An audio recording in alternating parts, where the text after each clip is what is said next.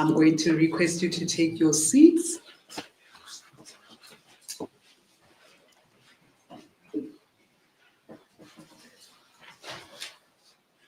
Alrighty. If I haven't seen you this morning when you were coming in, good morning, ladies and gentlemen. Good morning and welcome to our civic organizations, our distinguished guests and media houses. Thank you so much for taking the time to come to our press briefing.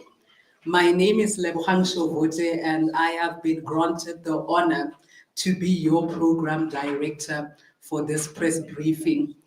Once again, we apologize for the 10 minutes delay. And I must say, just a shade from the side, I respect the president for being all calm and everything when he's like late for 1 hour for a whole briefing and he's keeping it all together. I think he must Bluetooth me with that calmness. Okay, without wasting any time, can we please rise and open this briefing with our national anthem? And those who have been blessed with angelic voices, please lead us in that. Thank you. Can we rise?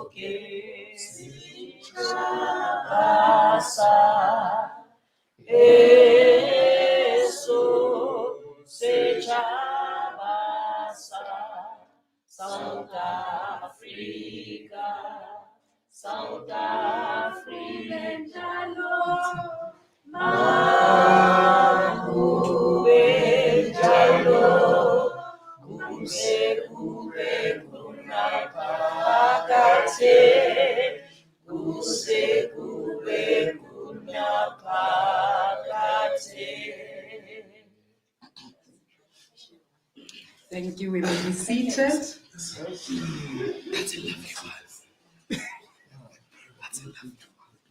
I am now requesting our national organizer, Ms. Bonang Sepulwane, to welcome you all and also to share the purpose of this briefing.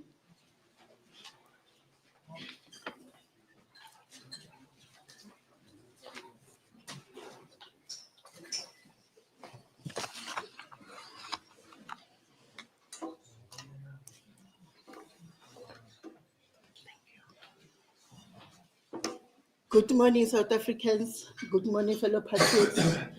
Good morning, Your Majesty. My name is Bonang Sepulwane. I'm a national organizer of Progressive Forces of South Africa.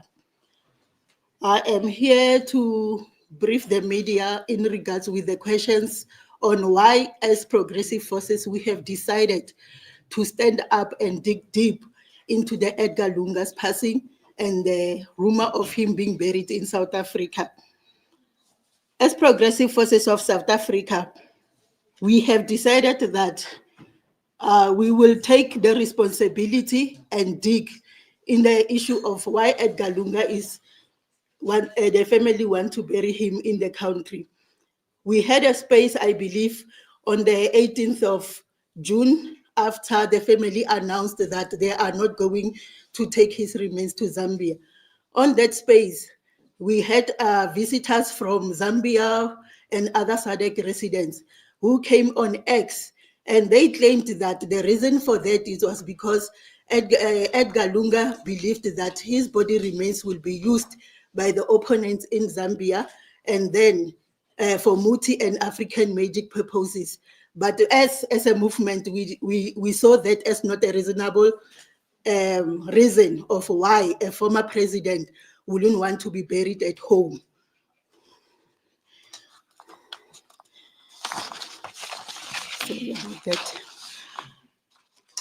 On the 25th of June, Edgar Lungu was supposed to leave the country, South Africa. Our government, South Africa, deployed SANDF and the media houses to go and make a send-off to Zambia with the regards with Edgar Lungu. With that being said, around 3 p.m., we saw on Newsroom Africa the announcement being made that the family have decided to bury Edgar Lungu within the Republic of South Africa as per his request. It was amazing to us as movement and asking ourselves questions on why will a former president who have people that he served wouldn't want his own people to mourn him. With that being said, we went into the social media, we went into articles of Zambian media and tried to find out what might be the reason in that regard. Number one, what we found out that there are cases that the current regime have opened against the immediate family of Mr. Edgar Lungu. Mr. Lungu himself, he got immunity because of the status that he holds, which is former president. But the current immediate family have to go and answer those cases in Zambia. One of those cases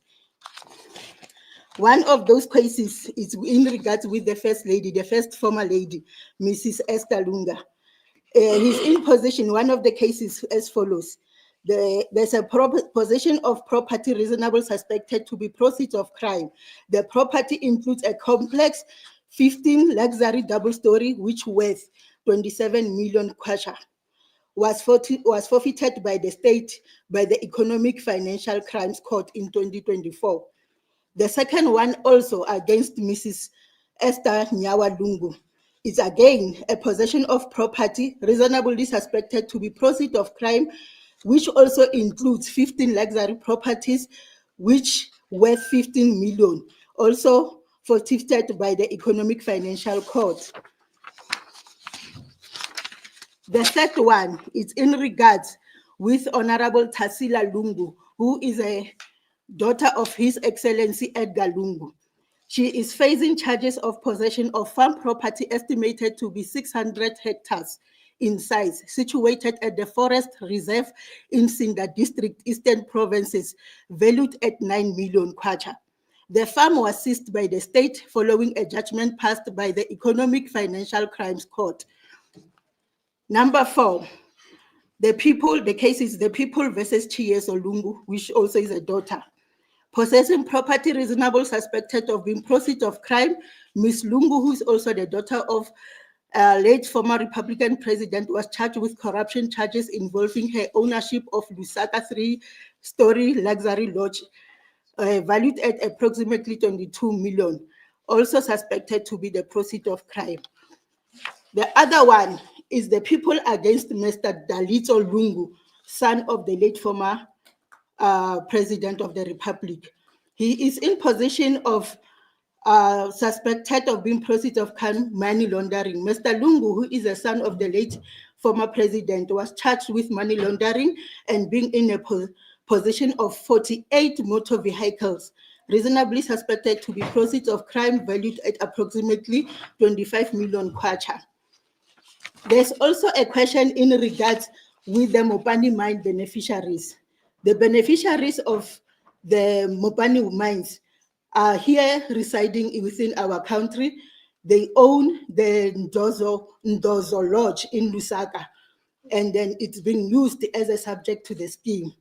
We are not fighting the Lungus. We are here saying, go and clear your name and come back to SA. We are also saying His Excellency Mr. Lungu cannot be buried in a foreign country when he was a servant of the Zambians.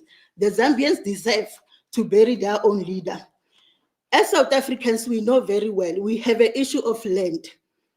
Since colonization and also apartheid, we have land claims that are being claimed via ancestral lineage. And graves are part of the instrument that we use when we want to claim the land. We don't want in the future that we are going to have an issue of the Lungu's generation to come the descendant of Mr. Lungu to come and claim the land in SA and pointing to their grandfather's grave. We have a deep-rooted issue with the Zambians from during apartheid struggle. The Zambians is the one of the country that have contributed to our struggle. They have harbored our exiles. We also know that the Zambians, there are graves of our exiles currently in Zambia. We are not fighting the Zambians. What we will not allow is the current African leaders who loot the coffers of their people to take the loot and come and enjoy it in peace in South Africa. We know very well that African leaders have been looting their country's resources and then go and enjoy the loot in Europe and the West. Now it's UAE. We have also found out with this case that there are more looters of the continent who have now found heaven in our country, South Africa. We saw in the last elections of Zambia, the Zambian youth went out in their numbers, not only to go and cast the vote to change the regime. They went there because they wanted change. They got their votes from the voting station to where the votes were being gathered. We saw the videos in 2023 during the national elections of Zambia because they were tired. They were tired that the regime was collecting debt from the West, from the East, but there were no infrastructures in Zambia. I believe it will be unfair for us as South Africans to keep quiet and let the Lungus to bury their people in South Africa without letting the Zambians to mourn their leader, without letting them to go back home and face the Zambians and clear their name. Thank you very much.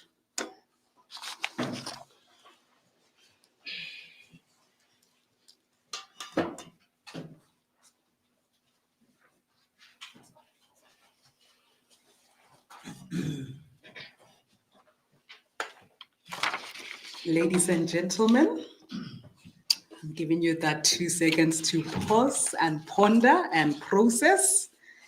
And as we always say on South African social media, South Africa is a movie. So we forgot to ask the caterers to provide you with popcorn when we were making arrangements for catering. So we apologize for that. Ne? You forgive us, Mos. Yeah, Mara, you know that South Africa is a movie. Just another apology before I introduce the guest. The media house, Lusaka Media Company, they were sending 3 delegates, but due to Lusaka Press, pardon me for that. So Lusaka Press was coming through and plane tickets and everything were booked, but due to unforeseen circumstances, unfortunately, they were asked on the last minute not to come to South Africa. So I think you can feel the gravity of this matter. Okay, we have a few distinguished guests amongst us.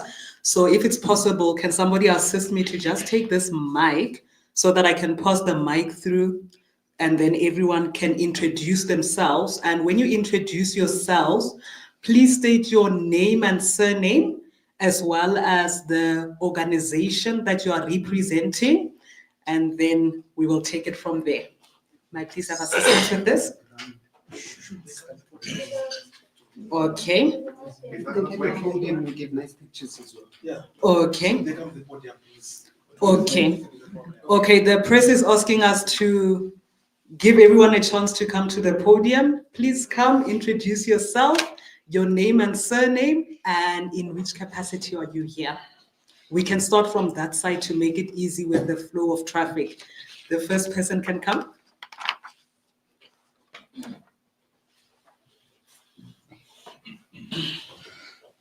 Just for introductions. Yes.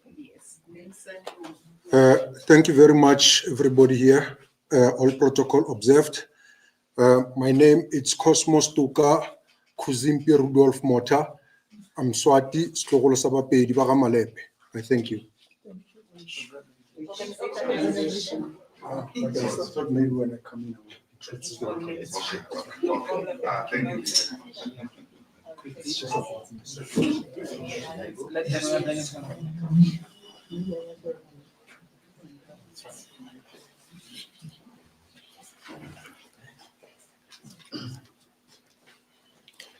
Let me use a juristic language.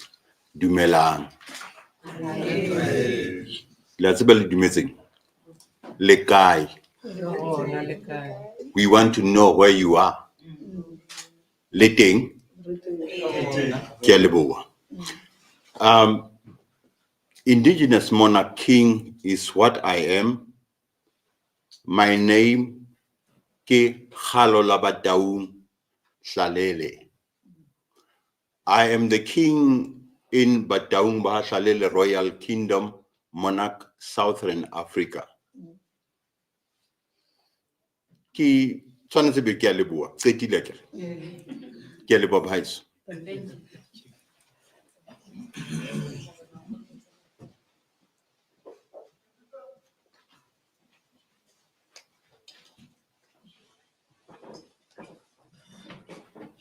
Good day, ladies and gentlemen. My name is Pio Wuhletulu. I am representing March and March, Gauteng. Thank you.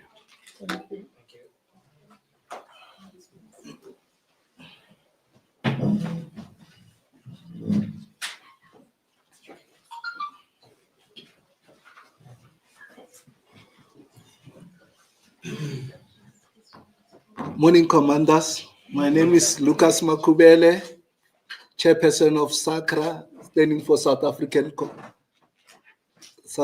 Consent Residents Association.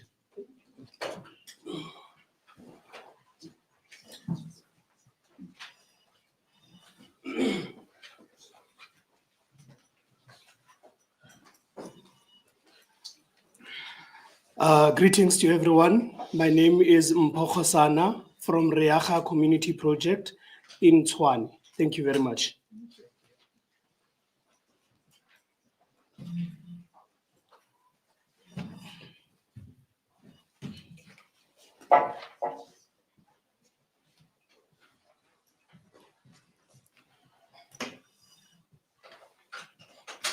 Dumelang. I greet you all in the mighty name of Jesus Christ of Nazareth. Amen. Lebitso la ka ke Mary Tshweditse Tati. Ke Mokubung, ke Motaung wa Hlalele. Ke tswala ha Mohapi. Ke a leboha.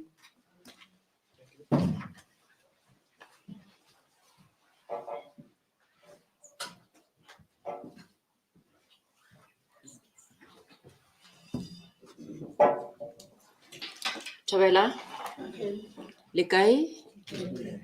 Lebitso la ka ke nna Ngwana Kgwele Mary Murudu. I'm representing African Traders Association, of which we're working with the hawkers. We're having a branch in Atteridgeville. That's where we started our project. Thank you.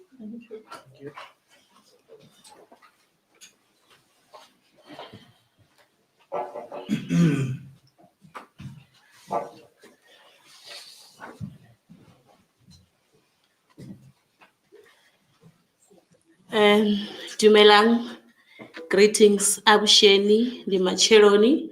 My name is Rachel Makobele. I'm the Secretary General of Defense South Africa. Thank you.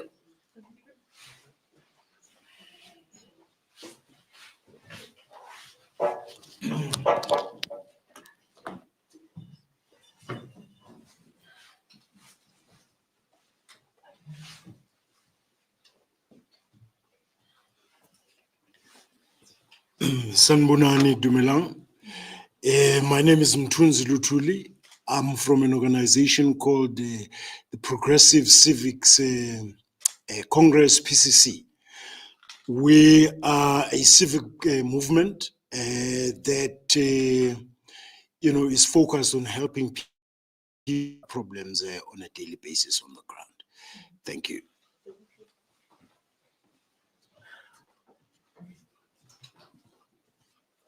Hello, Ligai. My name is Queen Mulatelo. I represent Indigenous Monarch under King Hlalele.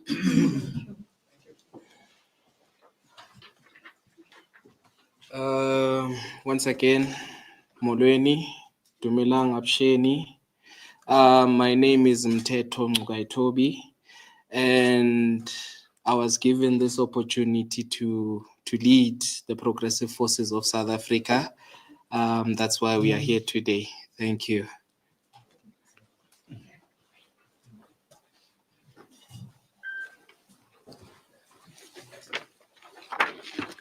And these are our distinguished guests, and they are going to get a chance to say something for a minute or two.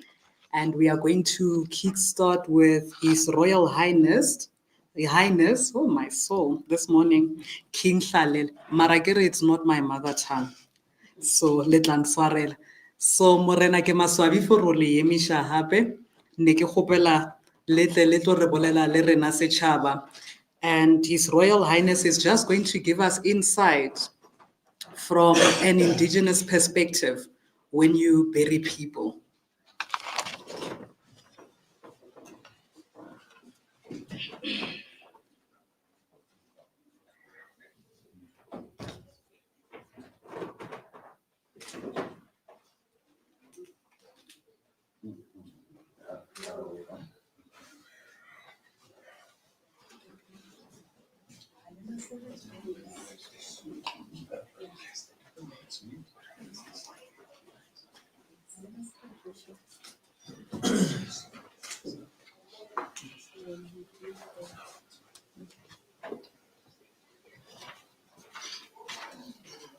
Dumelang bahaiso.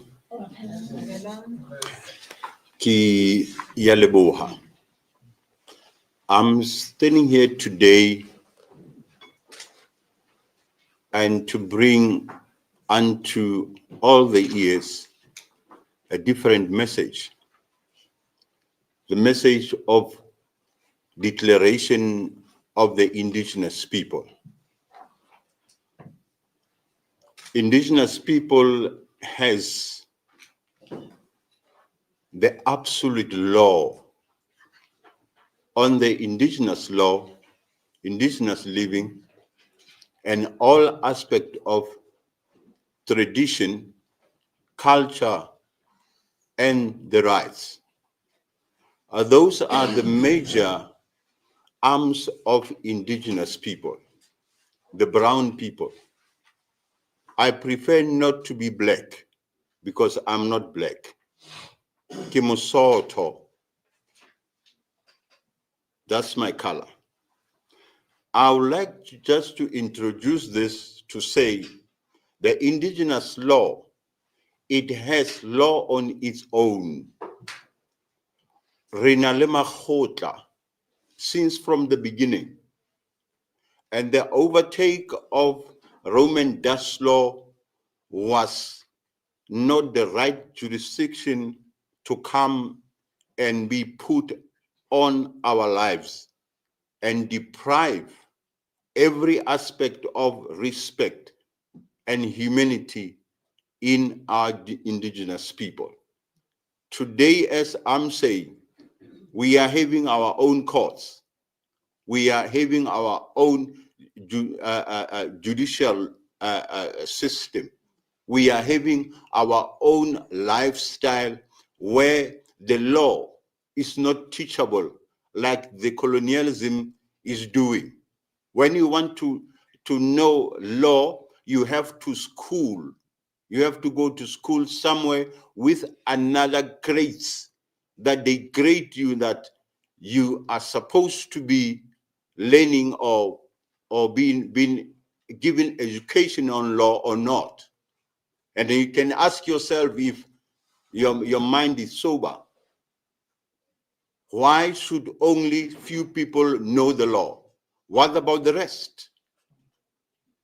What about the upcoming generations? What about the age? What about the adults? What about other aspects of life? They should not know the law. I spoke to the other chief magistrate one day, and I said that you are doing unlawful to judge people that you show that you have never taught them a law. But when you judge them, you judge them with the law that they don't know. It is in our indigenous ethics that the law is taught even the woman when he's still pregnant. When he got a kid, he knows what he must do. When he grow up, to eat, to wear, to which food to eat, how to walk. It is the teachable situation that indigenous law has founded in, that will never make a mess. And all things has started to be messed up when Alot Macaulay came in 1834 and 5, when coming to spy on us, how we live. And he said a very good report that I can't forget. He said, I went in Africa continent wide and through. One, he said, I never found a fifth. I never found a poor person. I've never found a needy. He mentioned these things and giving back to the Britain Parliament and telling them about us. But if you can check how many fifths that we have now, how many needy, not even needy people, but the poorest of the poor in our country, in our lives. That is different. That's why I'm saying, I'm proclaiming to all people, all arms of the political government and their relatives and their cabals to leave our own people to live free, as it is their liberty to do so. And I'm mentioning even all those are calling them authorities, the employed kings, the employed chiefs, the employed headmen, the employed whosoever that he is calling themselves royalty, but they are employed by the cabal of this government that are ruled by Dutch Roman law, and leave our royalties to be free as they are. You are born as a king. You are born as a monarch. You are born as a prince.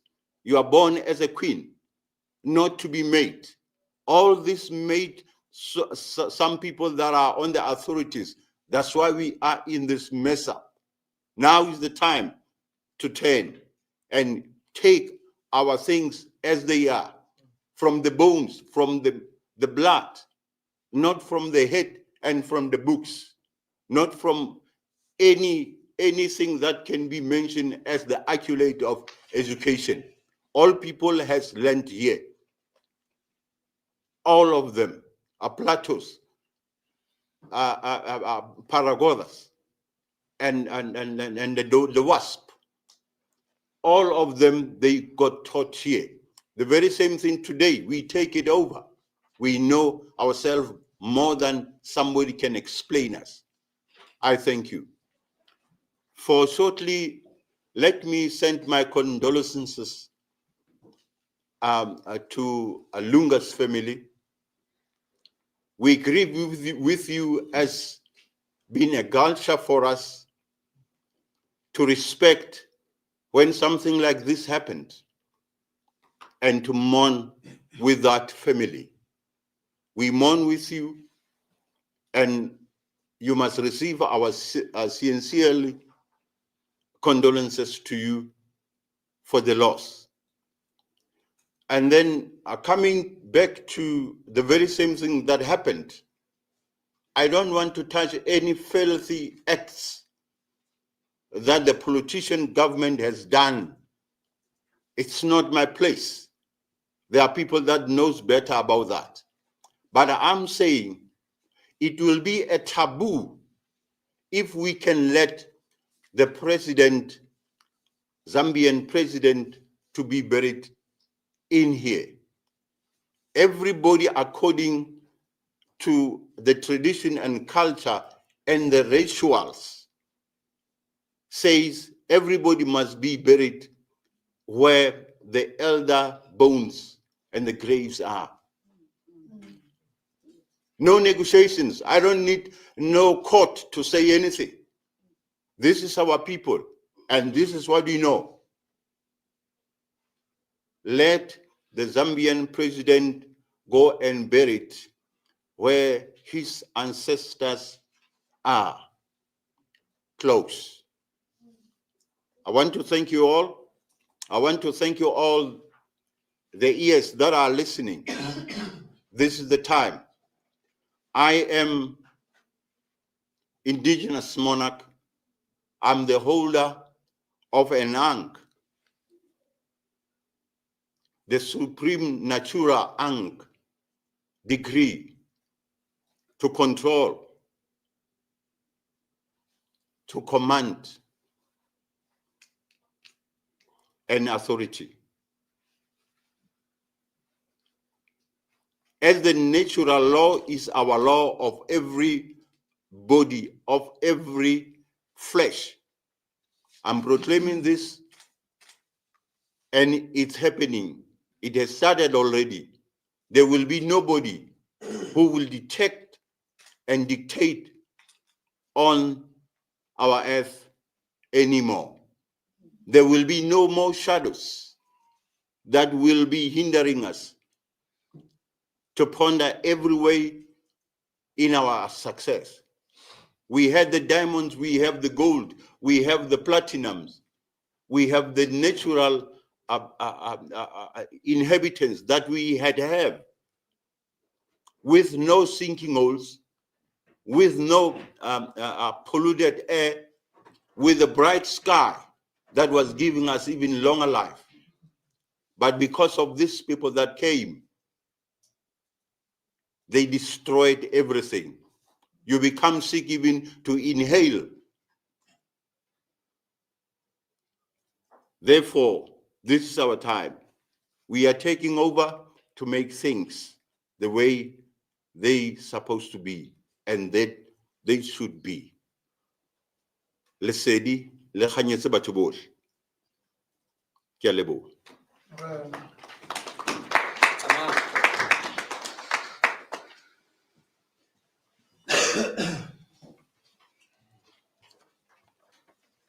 Lesedi le kganyetswe batho bohle.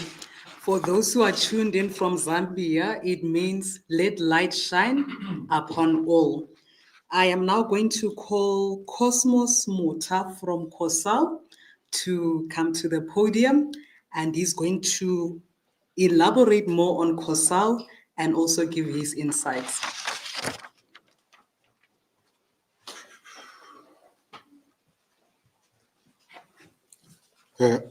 Good morning, everybody, once more. As I've introduced myself, my first name is Tuka Mota. I'm of South African Concerned Citizens, which is a civic movement. We are in the confederation called COSAL. COSAL means the Confederation of South African Citizens.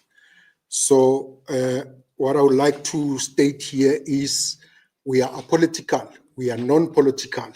So we are confederated with a lot of entities, including ministries, cooperatives.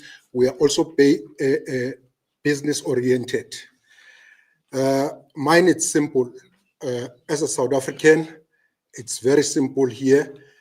After thorough consultation with other leaders of other entities about this matter, we would love to say our kindest condolences to the state leader who has passed on. May his soul rest in perfect peace that it deserves. So ours is simple, as I've said. Mine, it's simple here as a representative of COSAL. Here in South Africa, we've got laws. We've got a constitution. There is a law that is governing South Africa, which is the constitution. So we are asking that the government that is deployed to govern this South Africa, let it make it a point that these proceedings that they are intending to do, they are lawful.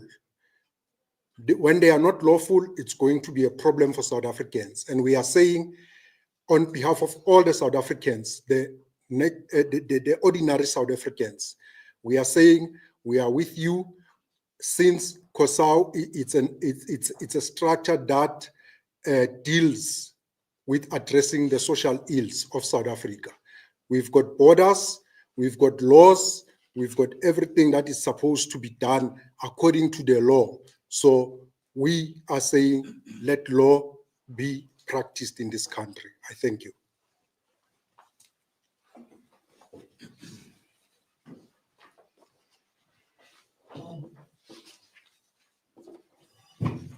Thank you, Mr. Mota, Cosmos Mota from COSAL. I now call on Ntunzi Lutuli from PCC and UCM to give his few words.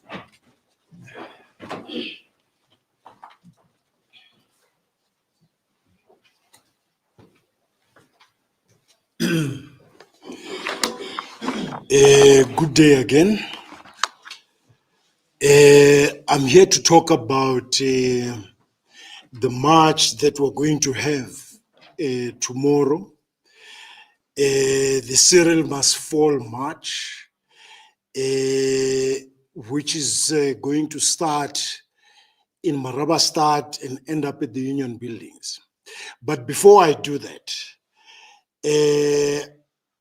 I just want to concur with one thing that Uhosi said earlier, because I myself am from royalty. I'm the grandson of Chief Albert Lutuli, and we can trace our history all the way back to Usenzangakona. And some of my ancestors fought alongside Ushaga. And I don't like to just call him Ushaga. I call him Emperor, King Shaka the Great, because that's what he is. So, amakhosi nabantu nje abanye ababalulekile abahambi bengcwatshwa noma yikuphi nje, bangcwatshwa ey'ndaweni ey'fanele i-position leyo ababenayo ku-society. Uthatha inkosi uyingcwaba noma yikuphi, kufanele ihambe iye kubo la isuka khona. Yeah. Nabantu ababalulekile njengama-president nabo into efanayo, kufanele bahambe kwamanye amazwe. They have presidential squares where all the presidents are buried.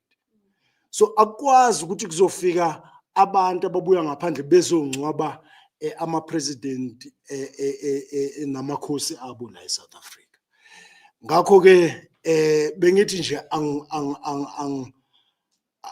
angisho ukuthi nami ke ngikusho lokhu ngasesayidini lami nje ukuthi lento eshiwe inkosi iyiqiniso ngempela ngempela.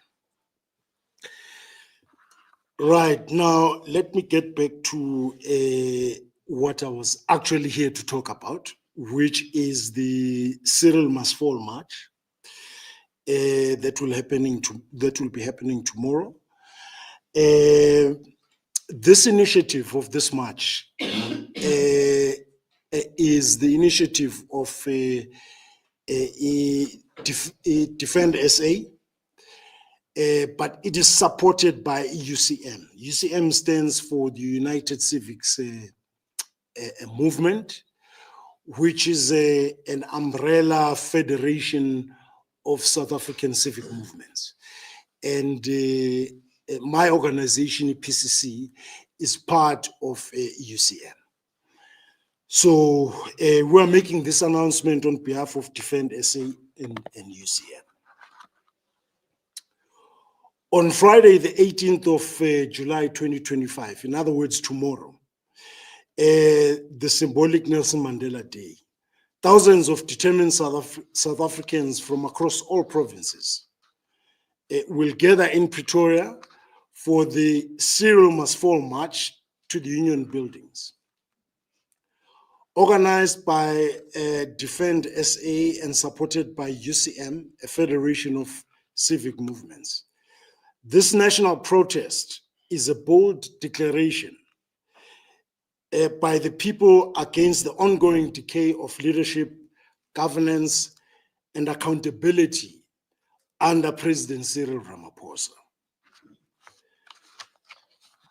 Cyril Ramaphosa's rise to the Union buildings has been characterized by corruption from the very beginning, starting with his irregular election as ANC president at the Nazareth conference in 2017, a process bankrolled by the controversial CR17 campaign funds, the details of which remain sealed and hidden from public scrutiny. Since then, the president has failed to account for the Phala Phala scandal. He has also failed to explain the disappearance of over 198 billion rands in COVID-19 relief funds, while burdening the nation with nearly 3 trillion in international debt. Yet there is nothing tangible to show for it. Instead, South Africa is in crisis. The economy is on crutches. Unemployment is at an all-time high. Illegal immigration is out of control, and service delivery has collapsed. The recent explosive revelations by Lieutenant General Nhlanhla Mkhwanazi have only confirmed what South Africans already know, that this administration is corrupt to the core, and that our institutions have been captured by political and private business interests at the expense of public safety, justice, and national pride. Our demands are very clear. We demand the immediate resignation of Cyril Ramaphosa as president and head of state.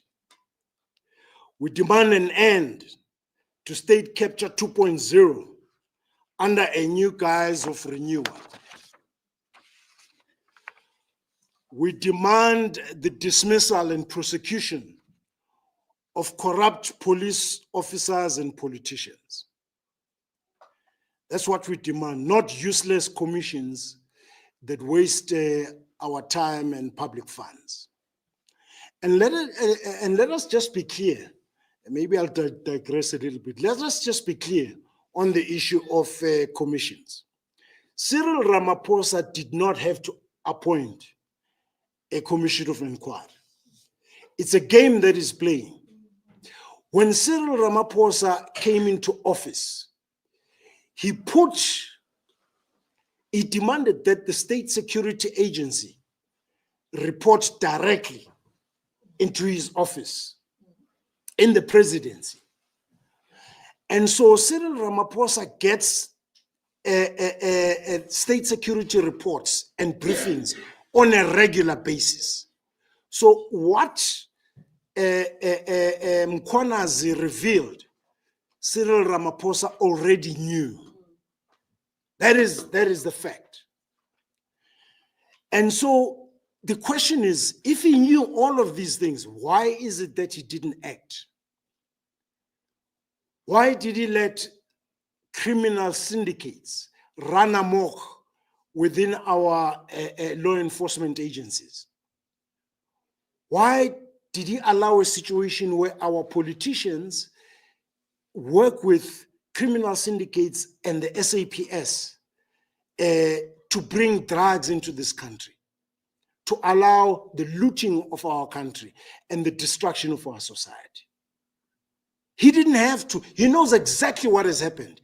It's not as if this commission is going to reveal something new that he doesn't know. So there was no need for this. He should have acted As a leader, if he was a true leader, he should have acted, and he did not, because he himself is captured by foreign interests, foreign business people. He's not acting in the interests of South Africans. He has absolutely no interest in advancing our country and making sure that South Africans are successful people. We also demand strong action to halt illegal immigration and restore border control. And we demand the reinstatement of the informal economy to the hands of locals. This is not just a protest. Tomorrow's march is not just a protest. It is a clarion call for national renewal. South Africans from all walks of life are rising to reclaim their country from those who have betrayed the Constitution and public trust. We urge all patriotic South Africans to stand together and say, Cyril must fall, the people must rise. I thank you.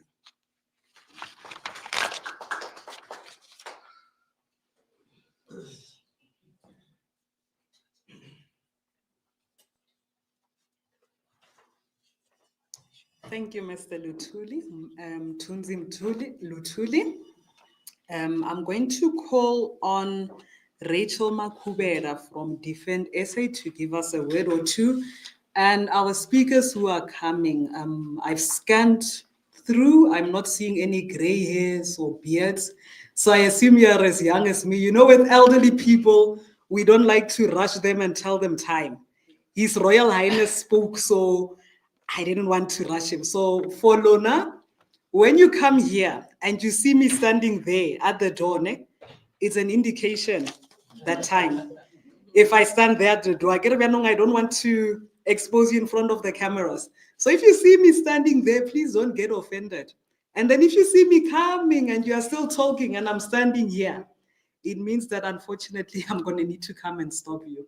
So, let me consider my Zambian viewers. I'm asking with humility, let us please consider time.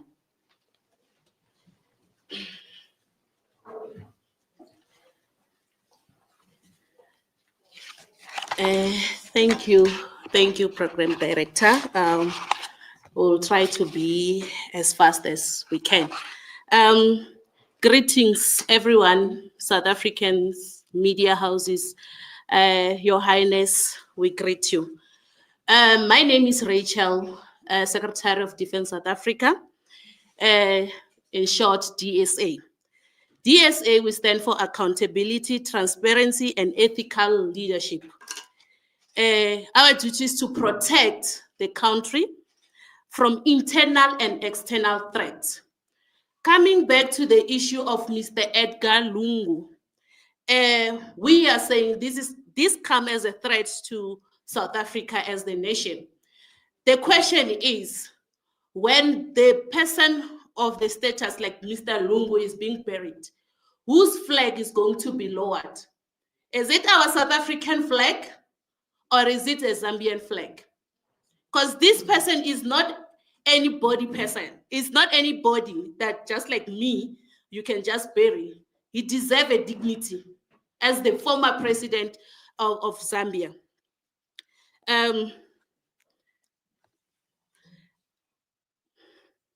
Okay, the issue of the family, Mr. Lungu's family, as DSA, we stand for transparency and accountability. We are saying the family should go back home and account for all those crimes that we just had here. They've been listed. South Africa is not the country where we harbor criminals. South African government should please try to control the level of criminals that are entering our South African country. Just like I said, I won't have to prolong this. In conclusion, we had our chief when he said a person must be buried where his bones. Xitsonga hi ri laha kava wa n'we unga sala ko xikava ni xa n'wena xi nga wela kona nga Xivenda So Mr. Lunga deserves a dignity. People of Zambia deserve dignity. They deserve to mourn their president. We have the issue of influx of illegal immigrants in South Africa. That's not it's not something that we can say it's a lie. We are dealing with this issue in South Africa. So the person of the status like Mr. Lunga being buried in South Africa, it's gonna give many Zambian citizens to come here and say they're coming to see their president's grave. And at the end of the day, they end up staying in South Africa. And when we raise that issue, we will be labeled as xenophobic. And we are not being xenophobic, but we're trying to protect what belongs to us. We love our African brothers and sisters, but what they are doing in our country, seriously, is not humanity enough. So I thank you. Mr. Lunga must be buried home. Thank you.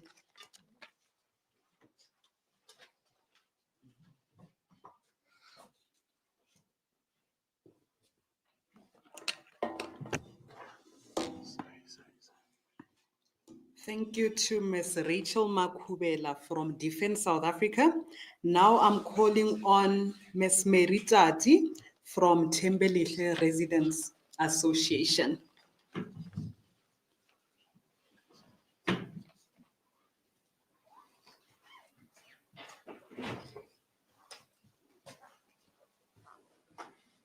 Thank you once again. Oops. Thank you once again for the opportunity to be standing here on behalf of Thembelihle Residents Association. I would like to say good morning once again. I acknowledge the King in our presence, patriots, everyone who is here, members of the civic organization and the media house that are here, also those that are in Zambia. I concur with everyone's statement. What I want to say is my condolences to the president and his family. We have a huge challenge as South Africa. We know that everybody, most of the people that come here regard South Africa as America of Africa. We acknowledge that.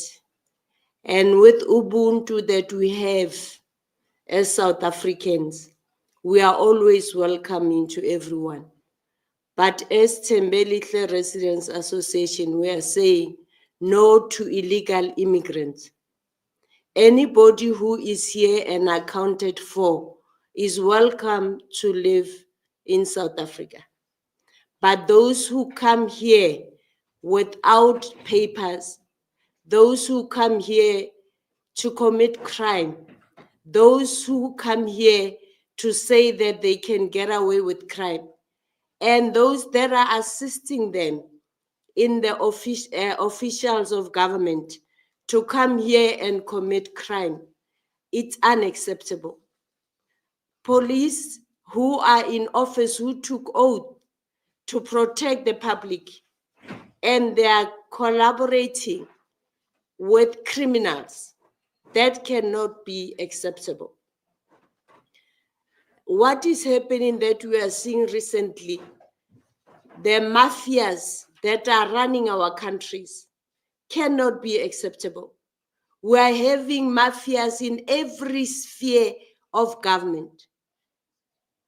We are having people they are saying they are representing citizens of South Africa. They are representing the people who live around the community. They go and they want 30% of the money of the value of the construction, if it's a construction site. And that money does not end in the community's coffers. They do not employ communities. Those mafias, they come and they take the money and they go with the 30%. They leave the community poor as they came in. So I want to say, I've experienced that a lot. I was a CLO in a project that is in Pretoria CBD. I was threatened every day by guns. People coming to threaten me, wanting the 30%. And I stood my ground and I said that 30% will go to the community that lives in the inner city. There is a lot of corruption in the inner city. I'm standing here to say there are breaking down of social housing as we are speaking. We have the state that is trying to accommodate South Africans who are homeless, but those property end up being hijacked by the illegal immigrant, by the very people who are the mafia, the mafias in all spheres of government. And we cannot say that is correct.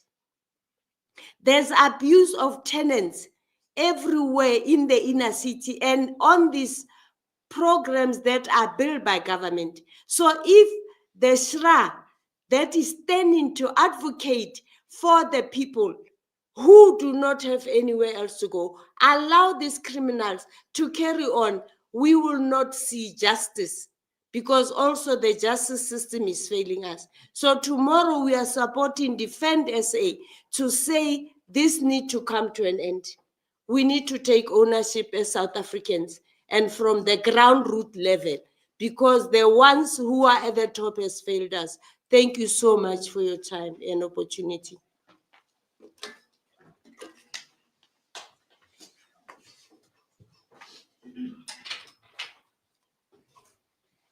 Thank you, Ms. Mary Tati from Tembelihle Residents Association. Now we are calling on Mpho from Riaya to come, Riaga or Remaswabi, Mpho Riaga, to come give us an insight.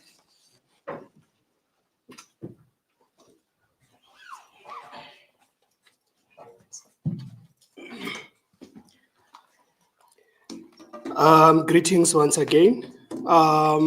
As Riaga, we are an institution that focuses on economic development. We are saying, and tomorrow we are saying that we want to deal with monopoly capitalists. We are saying monopoly capitalists have taken over our country, they have taken over our state, hence why our country is not developing. We are also saying that we are not politically affiliated. The reason why we do not affiliate with political agendas is because most of political parties are actually backed up by the very same the very same monopoly capitalists. So we are saying that we do not want a state that is run or governed by monopolists.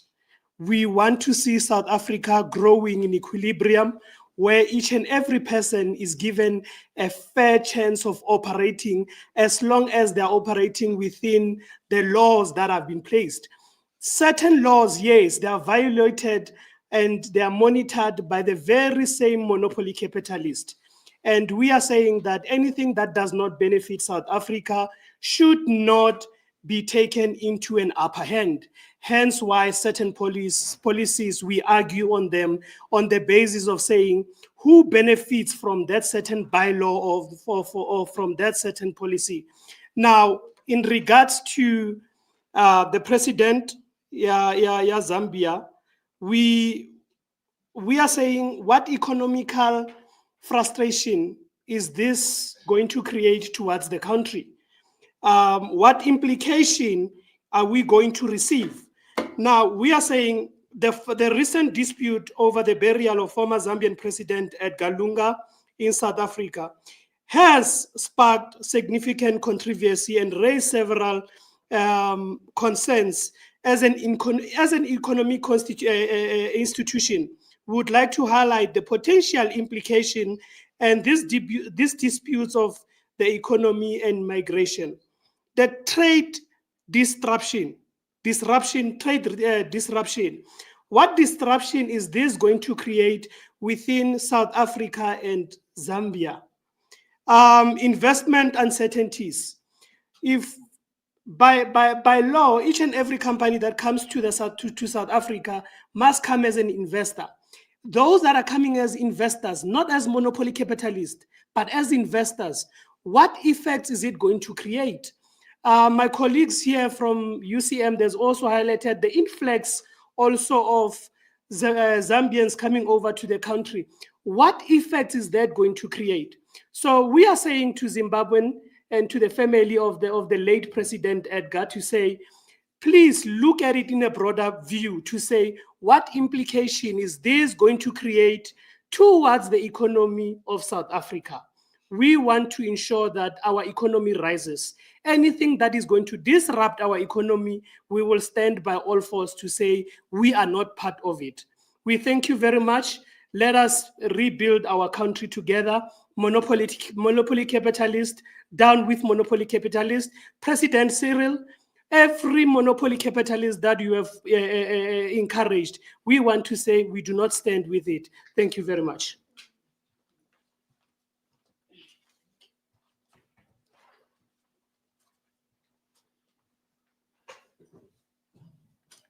Thank you, Mr. Mporiaga. Did I pronounce it correctly this time? Good.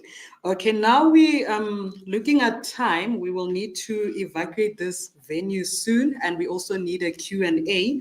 So we are going to close this program with Mr. Mteto Nugaitobi, the President of Progressive Forces of South Africa. And then from my side, as your program director, I just want to say thank you for your patience and thank you for your cooperation.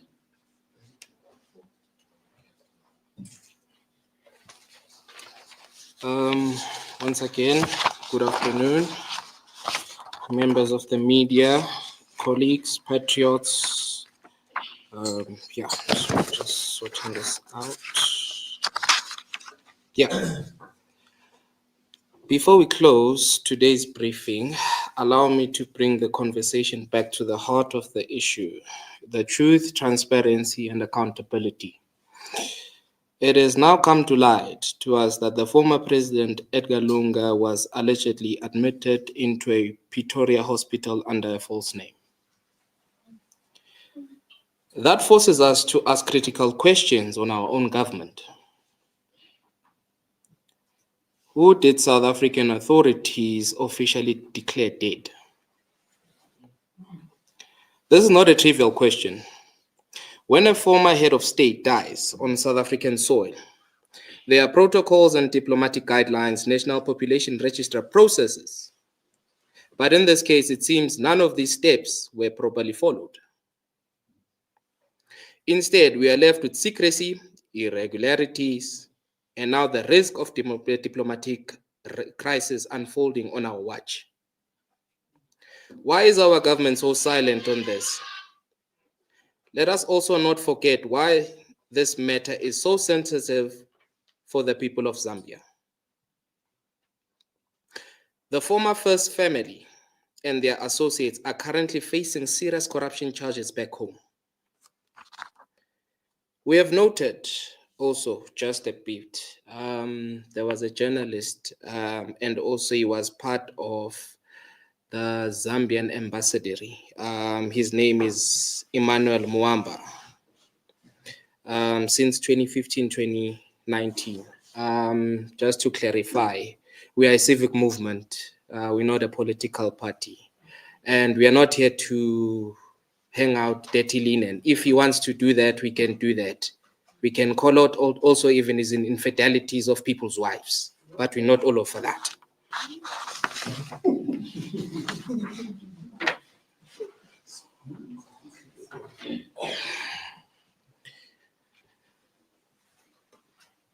Right.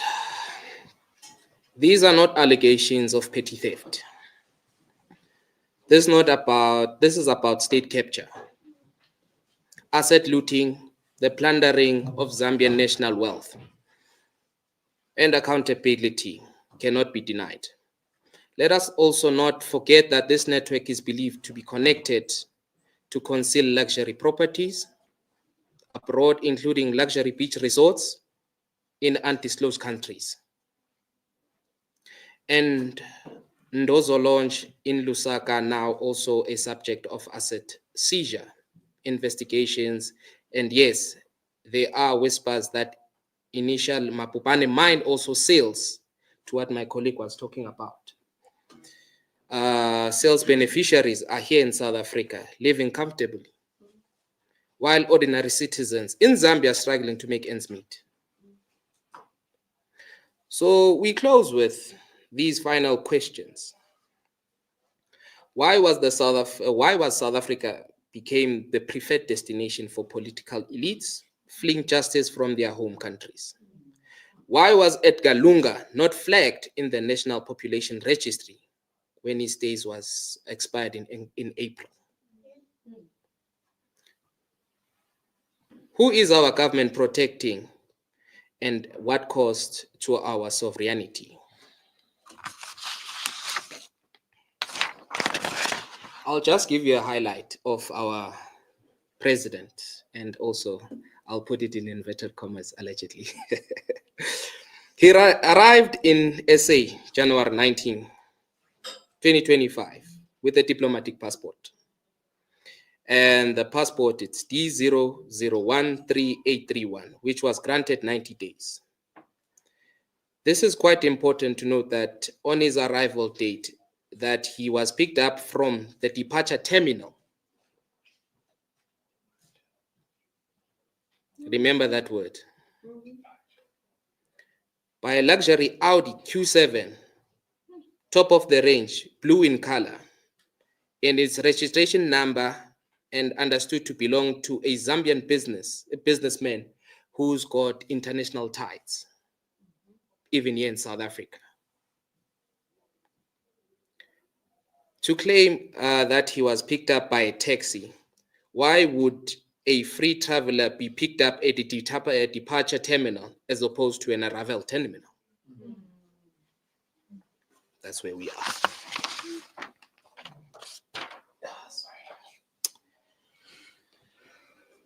We are not here to attack individuals. We are here to defend the integrity of a regional justice, the dignity of our people of Zambia, and the rights of our ordinary South African citizens who will bear the cost of political impunity. We want transparency and accountability, and we demand that the former President Lungu be returned to his people for a dignified burial in Zambia, not hidden away in shadows of diplomatic loopholes in our country. We cannot afford to be silenced in this matter. I thank you.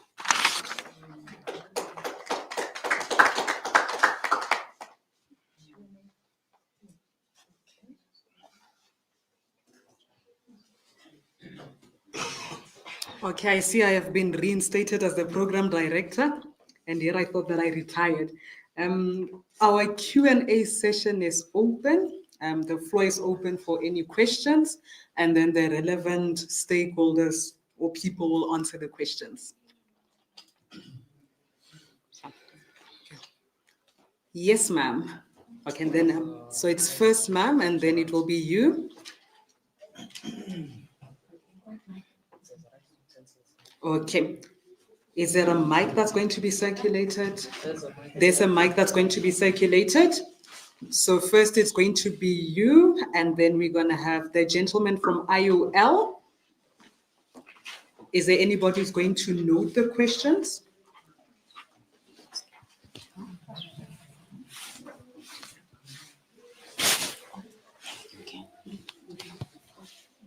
Will you note the questions? Okay.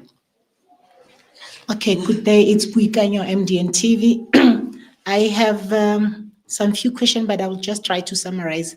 The first question will go to the King, because as you were presenting your issue, I feel you left out Contralesa, which I think is very important in the matter. Or in my question, is it because as traditional leaders, you are not being taken serious in terms of authority? Bear in mind the issue of traditional courts bill, which people still claim that it's unconstitutional. And the second question goes to the latter speakers just spoken from Progressive Movement. about the movement of Mr. Edgar. I just want to check if Diego was officially notified of the visit. I hear that he came here as a diplomat for 90 days and so forth, but I just want to check if Diego was notified and if there is an official or a political someone who was somehow connected or linked to the movement of Mr. Edgar. I'll just take the last one, please, please, please. Is the issue of the state security, if it has been engaged prior to the arrival of Mr. Edgar, and if there was an assessment on his arrival. Thank you so much. Okay, the questions, the first one was to His Royal Highness in regards to controversy, right? And then the second question was directed to Mr. Ngugaitobi about Diego, who has been notified. And then do you have the third question? Whether somebody has been like notified about his visit. So are you fine with the question so far?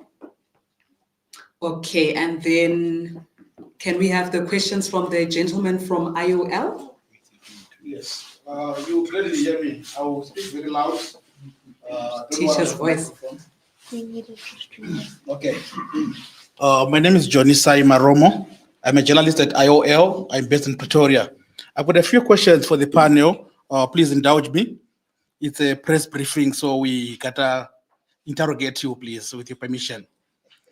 My first question, you speak about the law, that the law must not be broken, the law, but without referring to the part, which law would be broken if the former president is buried here? You know, educate me on that. Which law would the family be breaking if they bury their father here, as it were? And secondly, the context which you give, or that which says there are many South Africans who are buried in Zambia, who are buried, yes, who are in Zambia buried. And that context was mentioned here, you also understand that part. So I want to understand, do you not feel that you would be unfair to say one person, this one must not be buried here, yet there are these people who are buried also in their country, in Zambia? Would you be fair to them when you mention your stance to say, no, they shouldn't be buried here? And then thirdly, Mr. Lutuli, I remember your name. The issue of the march tomorrow on Friday, have you sought permission? Is it cleared already? We would want to cover as well, and as we continue. I think for the gentleman from Progressive, I forget the name of the organization, pardon me, please. So this,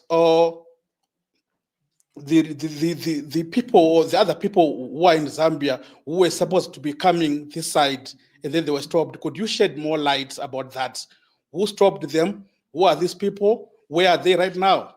You know, we would want to understand further. If you could shed more light, what happened to those people? How many are they? Where were they coming? Who's funding them? Or they're being self-funded? Please shed more light on those topics. Thank you very much. I think we can still ask more questions just to understand. No disrespect. We just need to understand. Thank you very much. Is it all right if we start answering the questions now? Can we start with His Royal Highness if he's ready? Are you ready, Moren? Yes. Okay, thank you.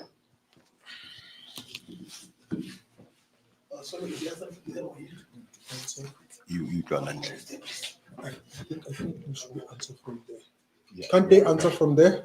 Yeah, please? that will be better. That will be better.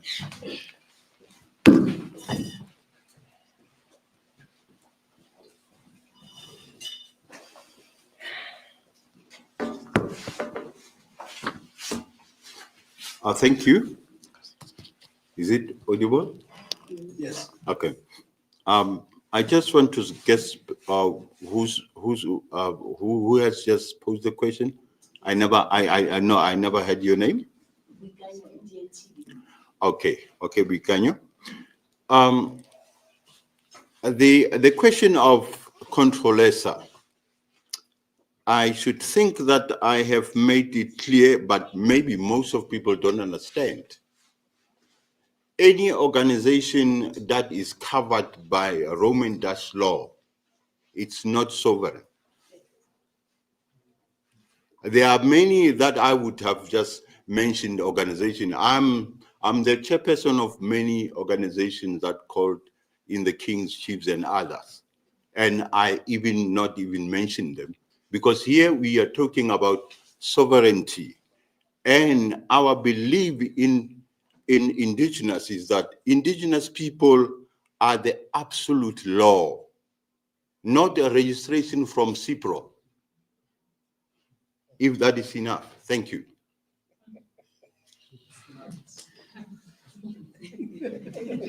Oh, you can come again. No, it's okay, sir. Maybe let me just rephrase to make it simple for the king, is that this matter, according to me, I think it was going to be in a better position if Contralesa was also consulted, because I believe you are also form part of. Thank you.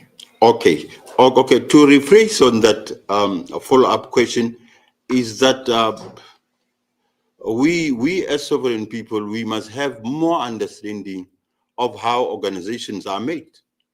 And then, as I'm saying, the sovereignty lies with people.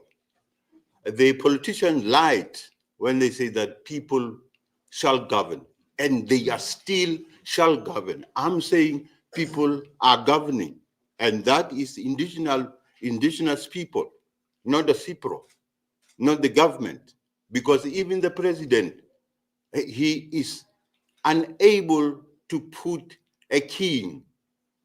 Who is he? Who is his family? Is he one of the royal family to put me to be say that I recognize you? It's not according to indigenous law. The king is born, and all organizations, if they're mentioning that they are the kingship custodians, they might be right, but not according how I know. Because the education that I got it from my ancestors, from the following. My grandmother has been born in 1800, and I found him still alive. And then I've got all this history of Bataung. I've got all the histories of various tribes and where you come from, and many things has been handed over like that. And even the customary law comes from indigenous law. It is subdivided, as the constitution, even in South Africa, has subdivided even the human rights, making only the clause. It means it's half done. Now I'm standing for a full lifestyle of indigenous people. Thank you.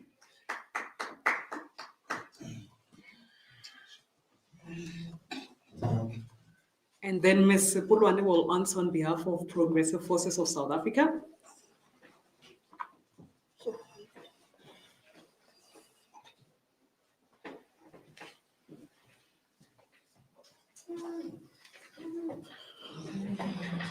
Afternoon. I'm going to answer on the question of DICO. On the 14th of July, which is last week, we went to DICO's office in Southpan. We went to deliver the letter as Progressive Forces because we wanted answers. From one of our sources, as we understood, our minister was questioned. I'm talking about the minister of DICO, on the way they are running things. And after the death of former president, he had to go to Zambia to clarify and remedy the situation. From our side as Progressive Forces, the questions are as follows to DICO. We were asking them if they were formally informed about the arrival of Mr. Lungu. The second one, if the movement of Mr. Lungu within the Republic they are aware of. Because from our sources, the diplomatic passport that we have, it only has a movement of Mr. Lungu coming inside the country, and there was no further movement. And we understand that between the 19th of January and April, Mr. Lungu had movements going outside of the country, but not using the very same passport he used on the 19th. He went to Uganda and he also went to Zimbabwe.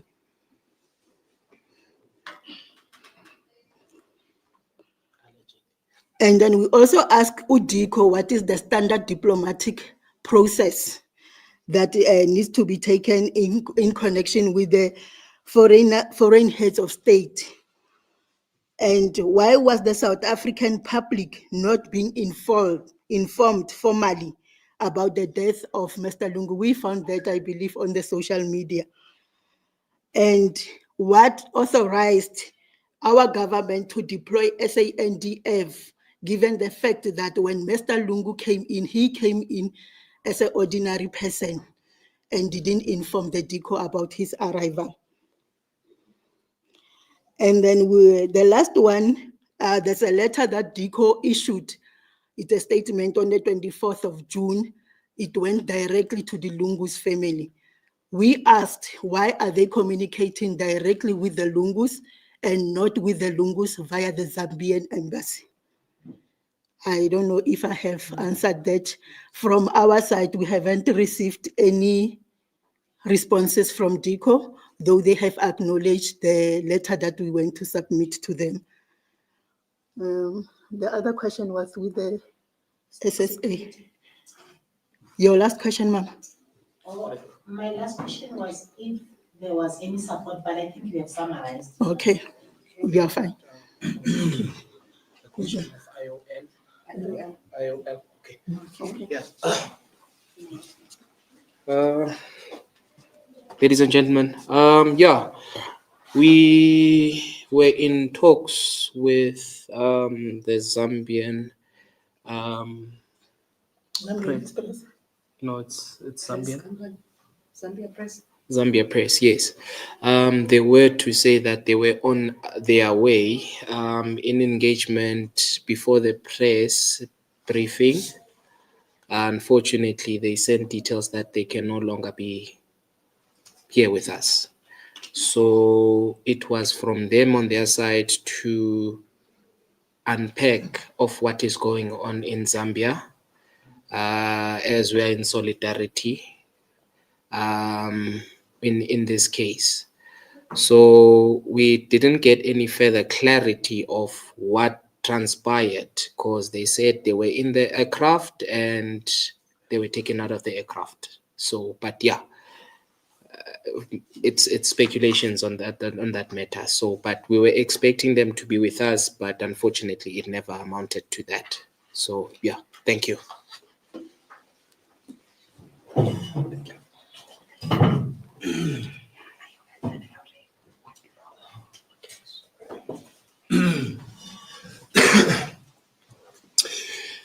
Yeah, the march tomorrow has been cleared. We sought all the necessary permissions, and we were granted the permission to hold the march. So everything is authorized by the city. The march will start at the old Marabastad or the old Patco bus depot in Marabastad. It will start at 9 o'clock, at 10 o'clock in the morning, and then it will proceed from there to the union buildings, okay? And we expect to be at the union buildings till about 1:30, 2 o'clock in the afternoon. So that's how the march will happen. Thank you.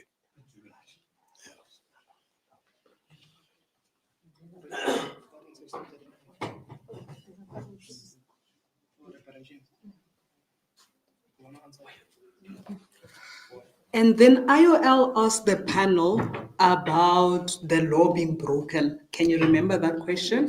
Is there anyone who wants to elaborate on that? or answer that question. Okay, there is a.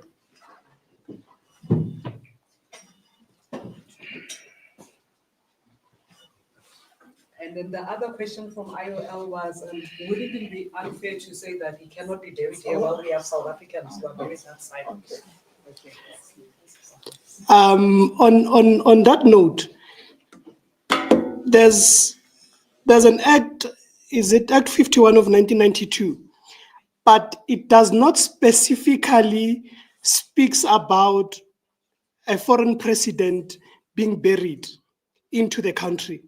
There is no specific law that says it should not.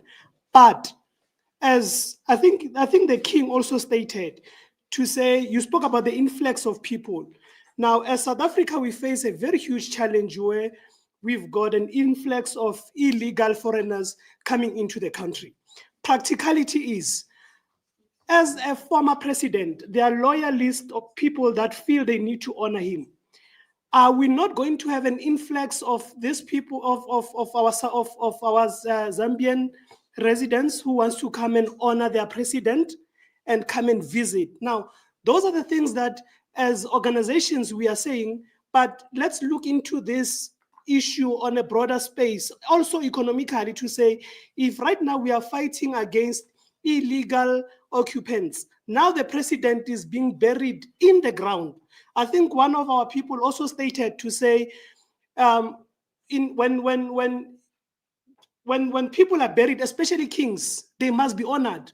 How is that president going to be honored by the very same residents? So that's a question that I want to pose it back to you to say, how are they going to honor their former president, especially if they are not legal? It's not all the whole Zambian are having legal document to enter into the country. So like I stated earlier on, to say bylaws and regulations, some are copy and paste from wherever political parties copied. But if we are looking at the general perspective of life, is to say, what regulations can we create as communities to say such incidents should not happen again? So we need to challenge the policies that are being placed into our government laws, and we need to implement it now because it has happened, to say in future, if such a thing happens, how do we prevent it? Thank you. I'm not sure if I've answered you. Thank you very much. Thank you. We said that South Africans are buried outside. Okay, the question from IOL again in regards with our exiles who are buried in Zambia. We believe that we know very well those were the targeted people during apartheid that had to run away from South Africa and find shelter in Zambia. And I believe that the current government, there's a program to retrieve the exiles from those countries. Now, my question will be, is Edgar Lungu running? Is he in exile in South Africa from Zambia?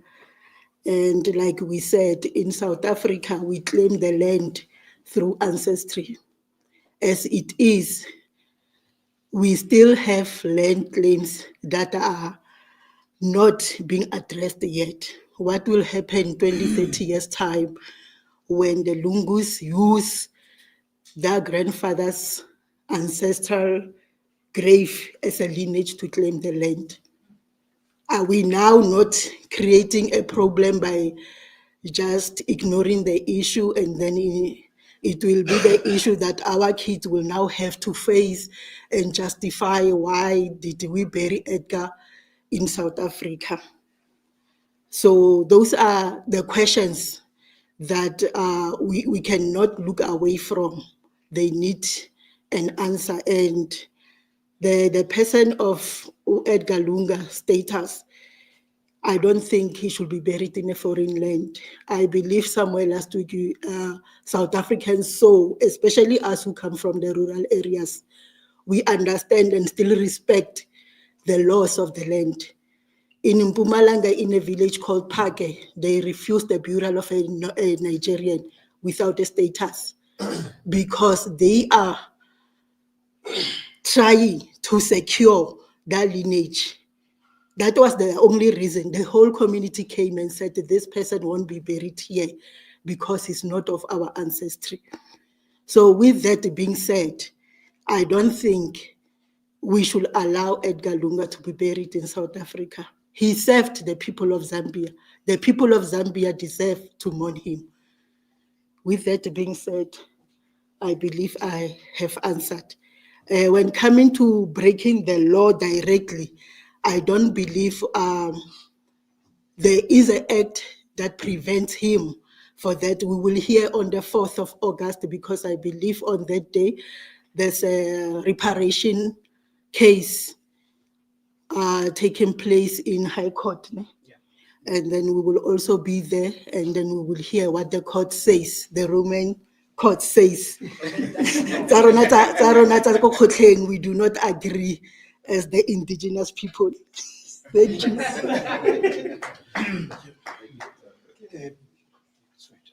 Maybe the mic can be.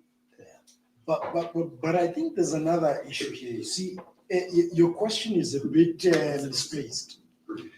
You can't. Your question is a bit misplaced. You can't equate. You can't say that there are South Africans who are. I think your question is a little bit misplaced. You can't say there are South Africans who are buried in Zambia, and so it should be okay for Mr. Edgar Lungu to be buried in South Africa. Mr. Edgar Lungu is not an ordinary citizen of Zambia. He's the former president of Zambia. So that makes a big difference, and that's why his body should actually go back home, and that's where he should be.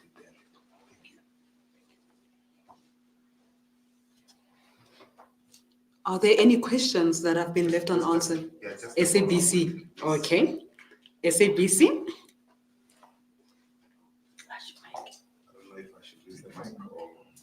Okay, I can move back and forth. I'm fit enough. Program director, you are doing a good job.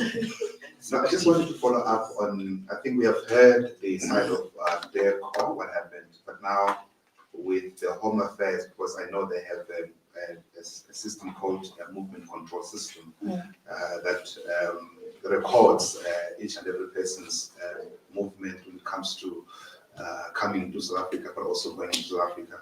So I don't know, I wonder whether you have also cross-checked or fact-checked with Home Affairs to see whether how that undertook. Another follow-up question would be to my leader about the march tomorrow. You are calling for the president to resign based on the decisions that maybe he has just made, particularly also adding to the salt to the wound is the decision to suspend the minister for police, Mr. Senzo Mdunu. But in a nutshell, would people, because the minister in the presidency also had a briefing yesterday, I don't know if others saw, where she mentioned about a coup d'etat and all that. So would I not be labeled as part of those who would be, the coup d'etat? Thank you, my leader. Mine, to start with you. What does the speak? Yeah, they can speak.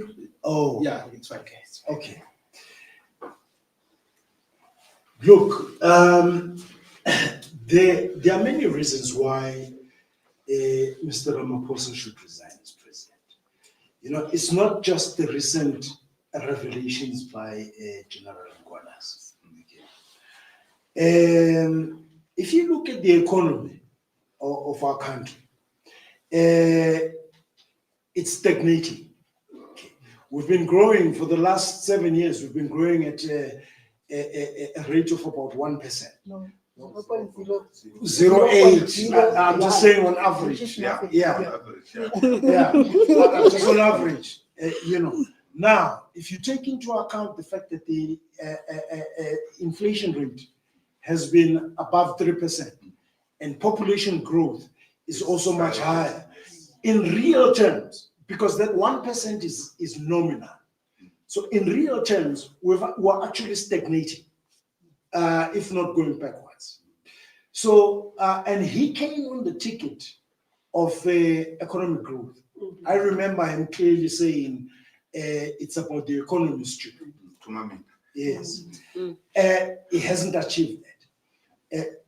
Ordinary black South Africans are worse off now than they were when Mr. Ramaphosa took office.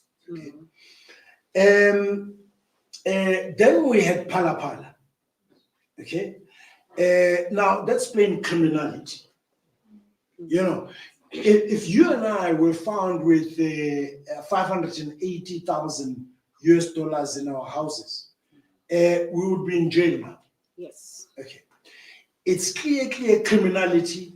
He has just been protected by the powers that be, including the very SAPS that we are talking about now.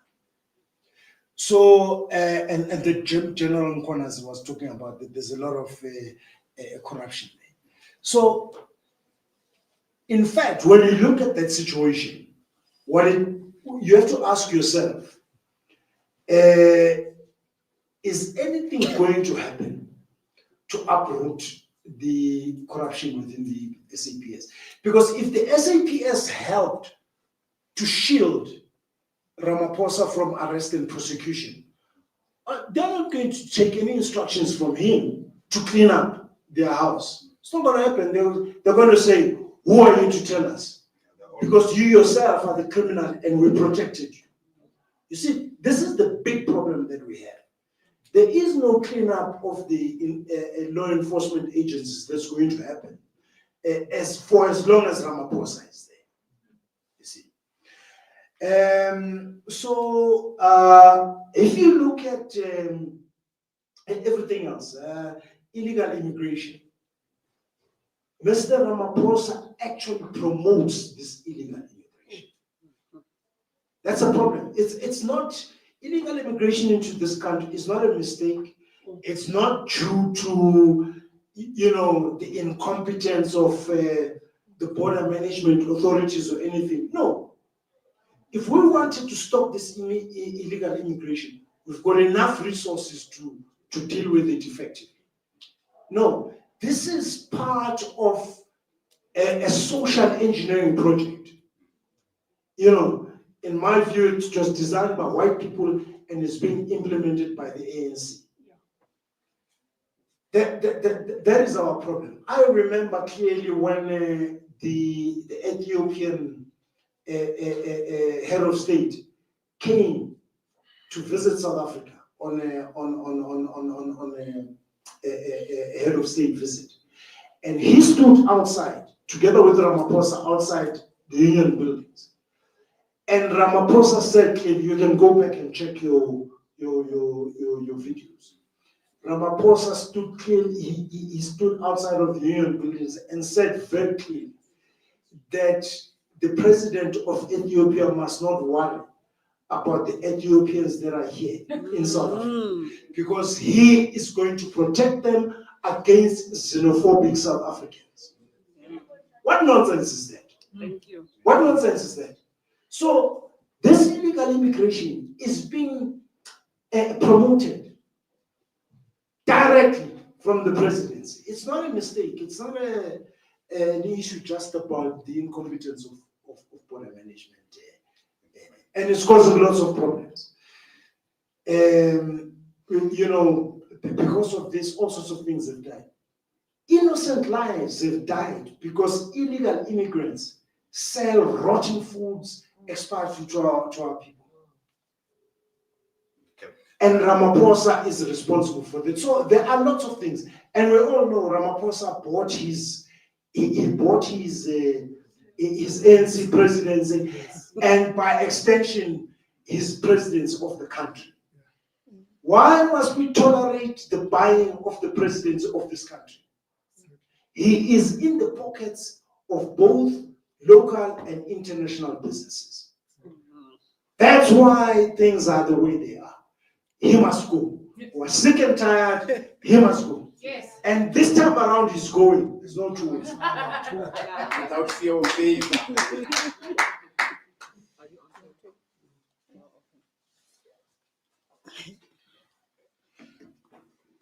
Thank you.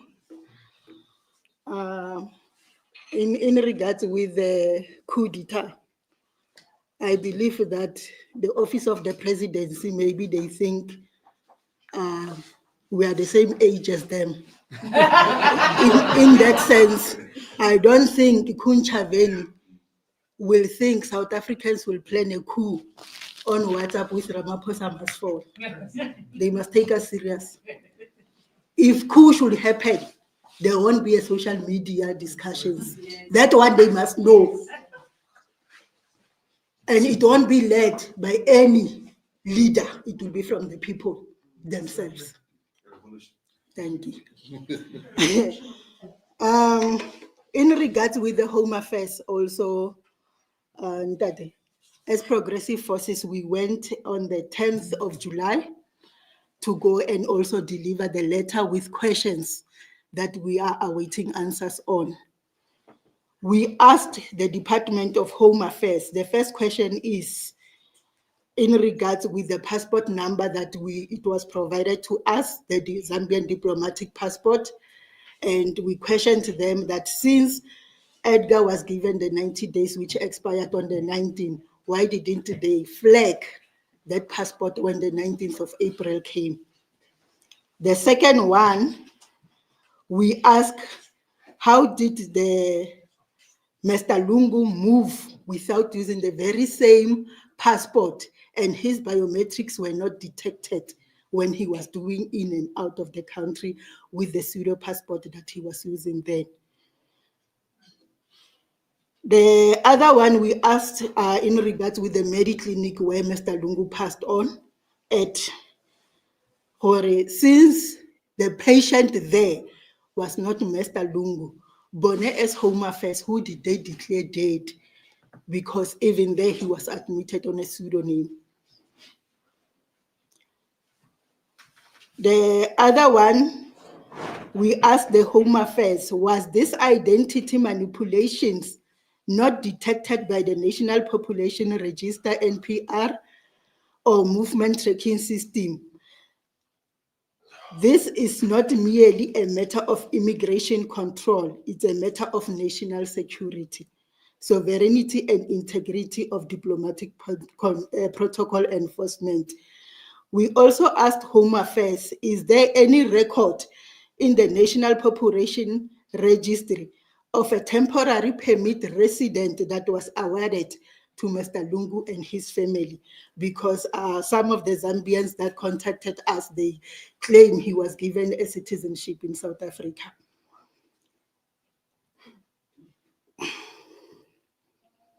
We also asked Home Affairs, was the Zimbabwean passport, which we believe is the one that he was using to travel to Uganda and Zimbabwe, was the Zimbabwean passport used, scanned in DHA movement control system? And if so, why was his true identity not flagged?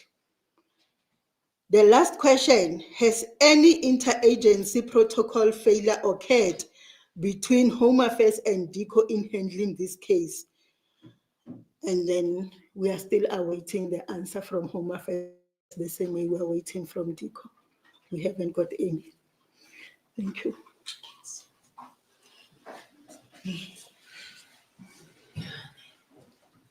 Ladies and gentlemen, it is now 27 minutes past 1, and by 1:30 we are supposed to be done.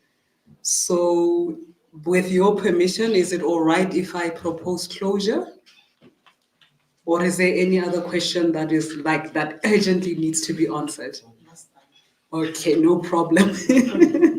MDN. Yes. I'll just deviate just a little bit because it's a norm that a particular civil organization will support a particular political party. I just want to check what is Progressive South Africa supporting? Because in your statement, I can hear that you are anti-ANC. What's that you are supporting that you think it's in defense of South Africans? Thank you. Progressive Forces is not affiliated to any political party. We are aligned with the flag, South Africa. We are aligned to ourselves. We are not associated and we are not working with any political party. Thank you.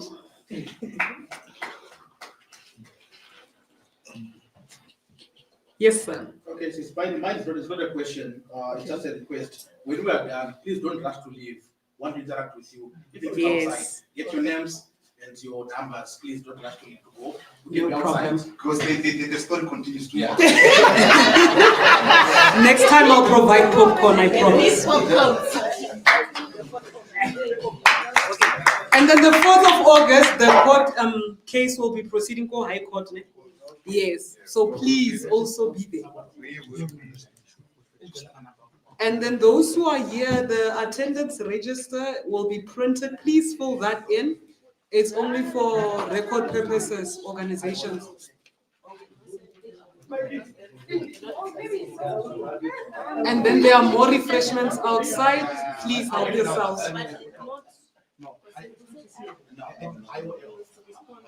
I'll show you. What is my level of C?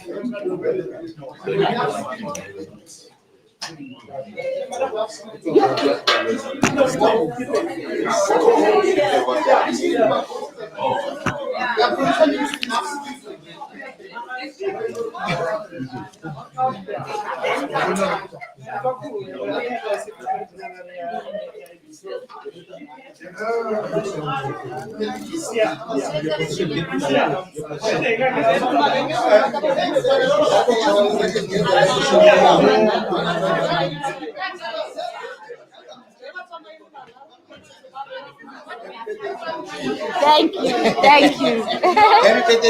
Thank you. All right. It's on. All right, guys. Umoya Ulight, Umoya Upright. So we're out here at Gallagher Estate to unpack this issue. For those who didn't know, the president, the former Zambian president, Edgar Lungu, has still not been buried. If you remember, they brought his body over here, so there's a lot of controversy surrounding, should he be buried here, should we take him back? And there's stories that the reason his family is bringing him this side is because they're corrupt and they're running away from their things. And this is quite an important issue because we need to hold our African leaders accountable. And if they need to go to jail, they must go to jail, their families and everything.